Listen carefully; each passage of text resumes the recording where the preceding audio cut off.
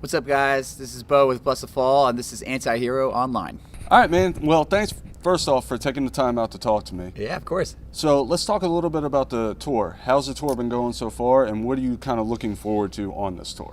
I'm looking forward to the warmth and the sunshine because we've had about 2 weeks of the opposite.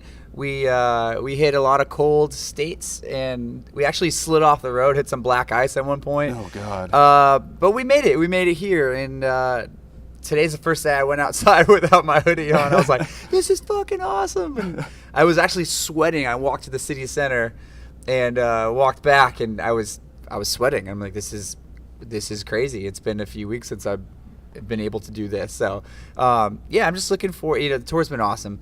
Shows have been great.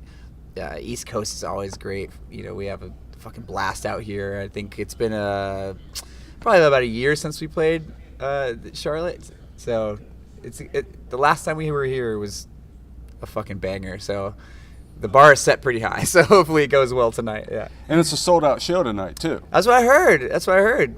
Good for us. There's going to be a lot of people in there to have fun with. So let's talk a little bit about the new record that you guys got coming out. Mm-hmm. Hard Feelings. Hard Feelings, yeah. What was the mentality when you guys were kind of going into the studio and working on this one? The mentality was sort of just us sort of like trying to kick it back into gear, and we felt like we had something to prove with this record.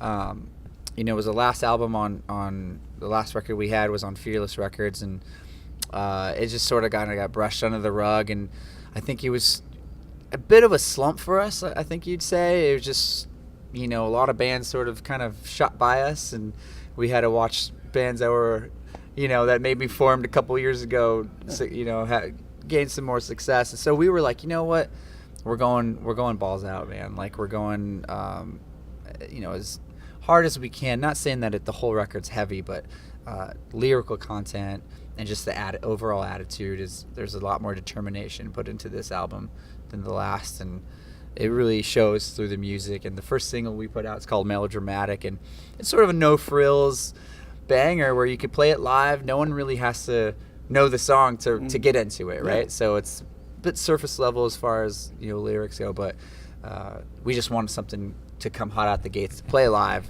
in front of people that probably have never seen us before, and it's been going over great. So and then we put out a song called Wishful Sinking, which is more of the Blessthefall-esque, more of the riffs involved and things like that, a little Meshuggah Architects inspired and stuff like that. So it's a little bit heavier. So the whole record is, we're very proud of it. And you kind of said that you guys were in a slump with the last record, and then this one you wanted to go balls out and hit it on the head every single time. What was the takeaway from the last record moving into this one? I think the takeaway was just sort of not overthinking things. I think we may have been a little too, too hard on ourselves as far as like, is this album heavy enough? People want to hear heavy stuff and things like that. I think this record was more like we let our inspirations shine through, right? Like we listened to Blink, and we listened to Taking Back Sunday. We listened to Architects, all sorts of different bands, 30 Seconds to Mars, whatever else. So we wanted to make sure our influences, we weren't afraid to let them shine on this album. So rather than going, I don't know, this song sounds too much like this band or whatever, it's like, well, there's a reason, because we're influenced by those people. So, so we just tried not to overthink it too much. And we just got in the studio and just did what felt right. You know what I mean? So if a line felt right or a vocal melody felt right, we just let that, spirit and emotion sort of just carry us through the writing process without trying to just overanalyze every tiny little thing, And so it just made for a fun record. It made for a great record. And I think, I will say I did really, really work hard on lyrics as well. Well, I'm saying I didn't want to overanalyze. I did really make sure that the lyrics were memorable, and we owe that to our fans, right? We owe them our best every time. So, it's an emotional record. So hence the title, Hard Feelings, and I think people are it's gonna be one that lasts a while. I think we made a classic. As far as our scene goes and stuff like that, that remains to be seen. It comes out next month, so I'm pretty stoked. I'm excited and nervous. But it's like you always get that, though. Yeah, you're releasing your baby into the world and you're like, now everyone can hear it. Before I can go, when we went to Europe right after we did the record, and I would listen to it. We had just rough mixes, and I listened to it every single night and was like trying to figure out the pattern and the order that all the songs would go into. So I've been I've heard it a million times already. So now when it is off into the public, that's when it's like, oh man, like the nerves kick in. You're like, oh, everyone likes it. And you were talking about lyrical content and feelings with this album. What kind of feelings and emotions were you going through when you were developing the lyrical content to the songs? I mean, there's a lot of different ones. For one, just sort of, the feeling that you get when you're almost taken for granted and people sort of overlook you as far as a band goes. And I feel like we'll be a band 10 years next year, and that kicks in where you're like, man, we've influenced so many of these bands, at least from what other bands tell us. Yeah. Like, we've been listening to you guys since, not for like 9 years and stuff. And when I was in high school. Yeah. And so we see that we have had an impact on the scene, and we've had, we've put our work in, so I just want it to, shine through. I want there to be something to show for it. So just that, like the lyrics to Melodramatic is like, I need the anger, I need the rage. It was like, I just want to be inspired again. I want to be pissed off again, because that's when I write my best music, right? When I'm just like in the booth, like trying to just like, prove people wrong and stuff like that. So, that's kind of where that came from. And also just the fact that I have to leave my family for tour. I have a little one, she's 4 years old, and my wife tours as well. So we're always apart, right? So there's songs about that. And my daughter was actually we rented an Airbnb. It's just like a big house. So we're very new school, right? We weren't like in a traditional studio. We rented a house. I was singing like in the living room in this corner with like blankets around me and stuff. And so, one of the last song on the record, Welcome Home, it's about her and just about leaving the family. And she's like in the room, and I'm about to go to Europe for 7 weeks. And that's the longest I've ever been away from her. So it's very, very real and raw, and you can't fake that, right? You're just like, that's what it's about. She's sitting right there, and I'm like singing the song here in the corner, and so all that emotion and is very raw, and it shines through on the record. So lots of hard feelings, to say the least.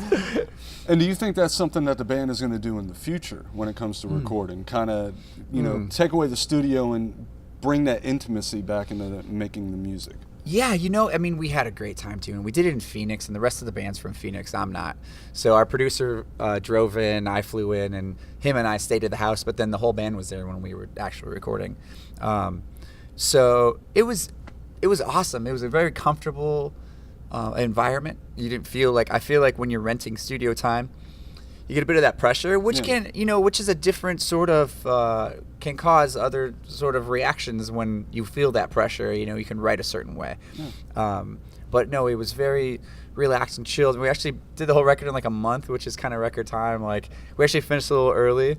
So, and I think it was just being prepared going in, and I don't want to rule out that we'll never go to like a traditional studio again, but it was definitely a great experience. I would say, like, if anything, maybe we'll get like a more baller house next time, get like a pool and stuff, and just like spend the budget on go in the Hollywood Hills or something cheesy like that. But so it was great. We would do it again. Awesome.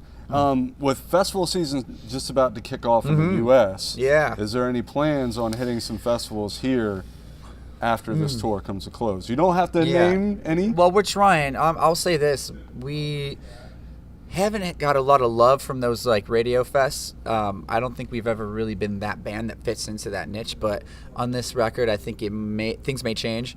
If not this year, at least next year, hopefully.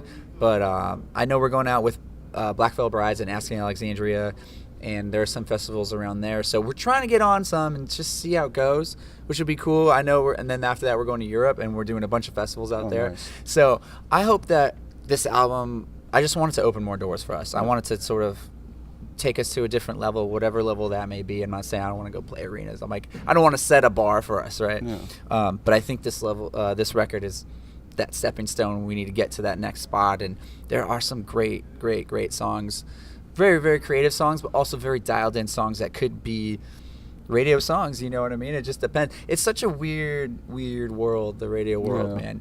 And like I said, we never really had too much love from that. But I think with this album, there's a few songs that were specifically like you could just hear them and like they're honed for it. And our record label's they're pumped on it because it makes their job easier when they got something they could shop and market and stuff like that. So let's see where it goes, and fingers crossed. And speaking about goals in 2018, what is your biggest goal for 2018?